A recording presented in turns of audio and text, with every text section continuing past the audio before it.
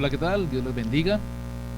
Nuevamente con ustedes, para mí es un privilegio poder también compartir en esta hora. Y la verdad es que es un privilegio de Dios que nos permite poder llegar hasta sus hogares utilizando las redes sociales. Y ahí donde tú estás, quiero que vamos a entrar un momento en oración. Vamos a poner este tiempo en las manos de Dios. Pero quiero pedirte, tú que me estás viendo allí, que tú puedas decirle a Dios que hable a tu corazón. ¿Vale? Vamos a orar. Padre, te doy gracias por este día, gracias por este tiempo. Y yo te pido, precioso Rey, que mis hermanos que nos están viendo en esta hora, puedas tú hablarles, puedas tú hablar a sus vidas, a sus corazones, Señor, y que haga un cambio, Señor, tu palabra en ellos. Sabemos que tu palabra no vuelve vacía, sino que cumple el propósito para lo cual tú la envías.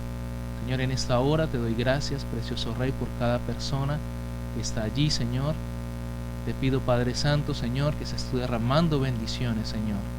Padre, bendice cada persona que escucha, Señor, este mensaje.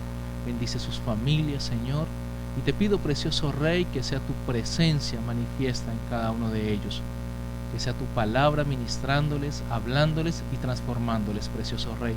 Te lo pido en el nombre de Cristo Jesús. Amén, amén y amén. Bueno, amados, hoy quiero compartir un tema bien especial con ustedes. Vamos a hablar de David y lo encontramos en primer libro de Samuel, capítulo 17. Vamos a leer entonces. Dice así la palabra del Señor: los filisteos juntaron sus ejércitos para la guerra y se congregaron en Soco, que es de Judá, y acamparon entre Soco y Aseca, en Efes-Damim. También Saúl y los hombres de Israel se juntaron y acamparon en el valle de Ela, y se pusieron en orden de batalla contra los filisteos.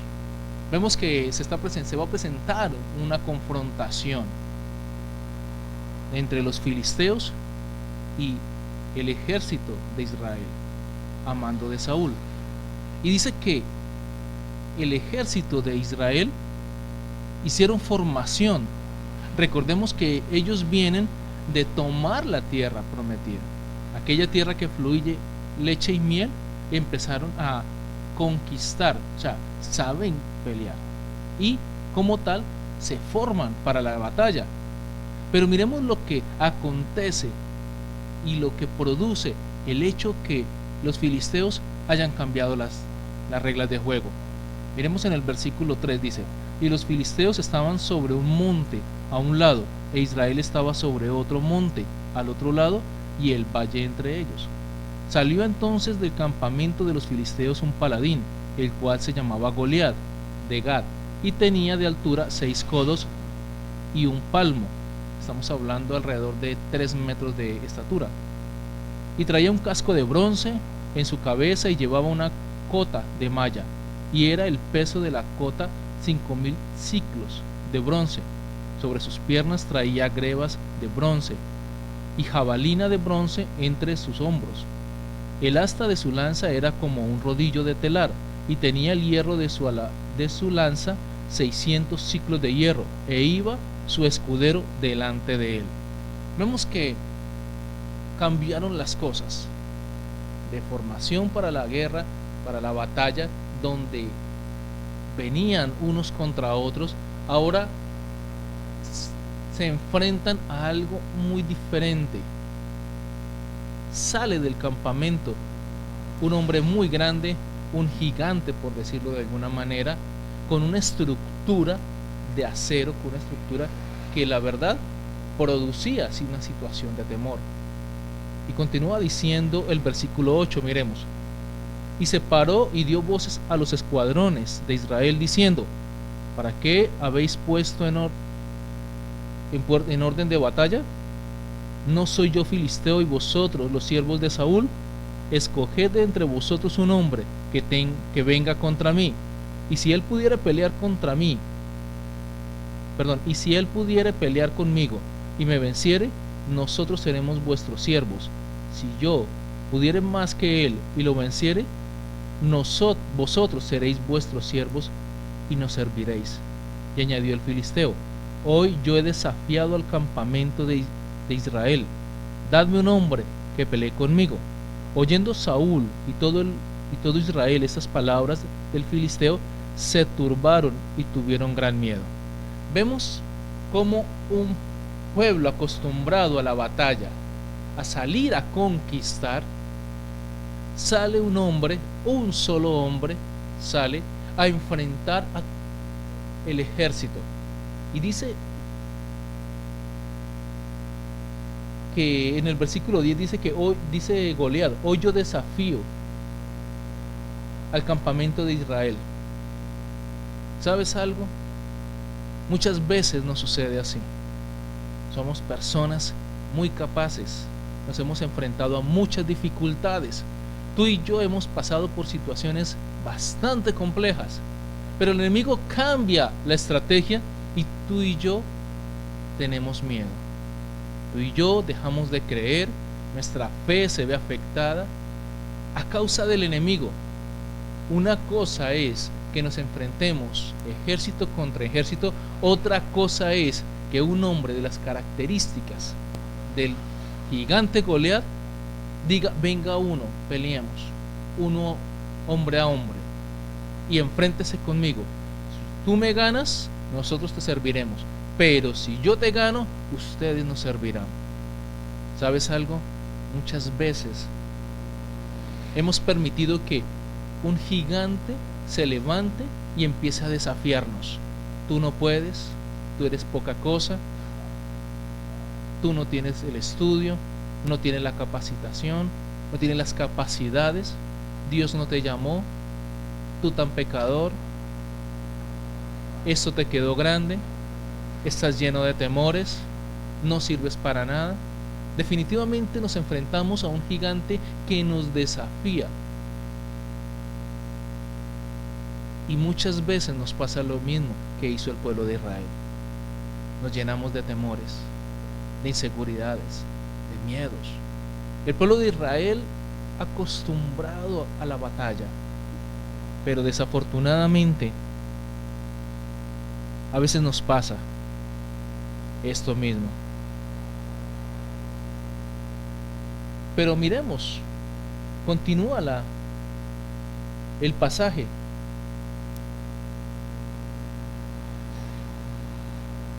Y vemos que aparece en escena un hombre enviado por su padre, Isaí, un hombre pastor de ovejas, y aparece en escena para pelear, hacerle frente al enemigo. Un simple pastor de ovejas. ¿Y sabes algo? Muchos años después también aparece en escena un hombre, también enviado por su hijo, por su padre, perdón, y al cual la Biblia le describe como hijo de David. También alguien que se convirtió en el buen pastor, un libertador, alguien que se convirtió en rey. Estoy hablando de nuestro Señor Jesucristo, que también sale en escena. Y así como David enfrentó a ese gigante, quiero decirte, Jesucristo ha enfrentado a los gigantes, aquellos gigantes que nos atemorizaban, aquellos gigantes a los cuales tú y yo no queremos enfrentar y permitimos que nos desafíen una y otra vez, continuamente desafiándonos. No vales nada, no tienes dinero, eres poca cosa, desafiándonos. Tu familia te quedó grande, tu empresa te quedó grande, vas a fracasar, con infinidad de situaciones y de cosas que la verdad lo que hacen es destruirnos, dañarnos y atemorizarnos más. Pero quiero decirte algo. Hizo algo David al enfrentarse con este gigante Goliat. Y vemos más adelante en el versículo 45 y 46, dice: entonces dijo David al filisteo: tú vienes a mí con espada y lanza y jabalina, mas yo vengo a ti en el nombre de Jehová de los ejércitos, el Dios de los escuadrones de Israel, a quien tú has provocado. Jehová te entregará hoy en mi mano, y yo te venceré y te cortaré la cabeza, y daré hoy los cuerpos de los filisteos a las aves del cielo y a las bestias de la tierra, y toda la tierra sabrá que hay Dios en Israel. ¿Sabes? Primero, antes de lanzar la piedra en la onda, David hizo algo. Primero lanzó la palabra. Primero triunfó acá. Él sabía que venía de parte de Dios. Sabía que Dios estaba de su lado.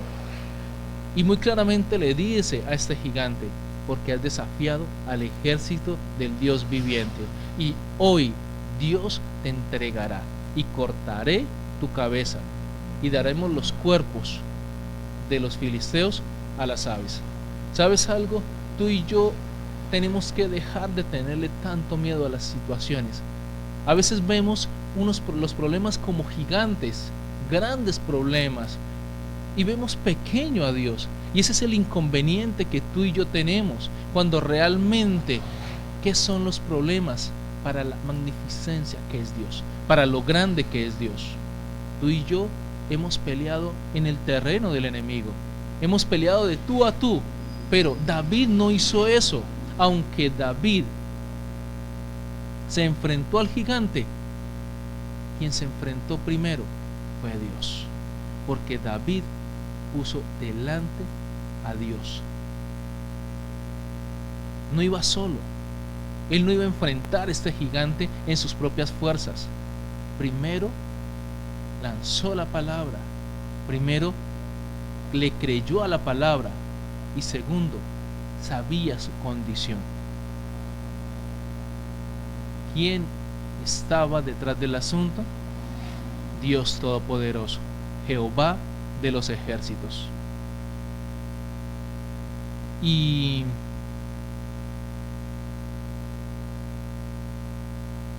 viene Jesús, un representante. Recordemos que paladín es enviado de o representante de. Lo que Goliat quiso era: envíen ustedes un representante, o sea, un paladín. ¿Sabes que el enemigo ha enviado paladín a tu vida, a tu familia, a tu empresa, a tu negocio, para decir que no hay nada que hacer, que estás vencido, y a decirte que debes servirle? Así como este paladín, Goliat, le decía al pueblo: si yo los venzo, ustedes me sirven. ¿Y sabes algo? El enemigo ha querido que tú y yo le sirvamos siempre. Y quiero decirte algo: lo ha logrado. ¿Cuántas veces no le hemos servido a los propósitos del enemigo, a los propósitos del diablo? ¿Cuántas veces no hemos servido para las maquinaciones del enemigo, para hacerle daño a otra persona, inclusive a nosotros mismos, para no obedecer la voluntad de Dios? Hemos sido usados por el enemigo. El pueblo de Israel necesitaba un libertador, necesitaba alguien que se enfrentara ante los filisteos, que les diera la victoria. Y tú y yo necesitamos a Jesús, que ya venció y que ya nos dio la victoria sobre el pecado. Mira unos pasajes preciosos. La palabra nos habla en Hebreos capítulo 2, versículo 14.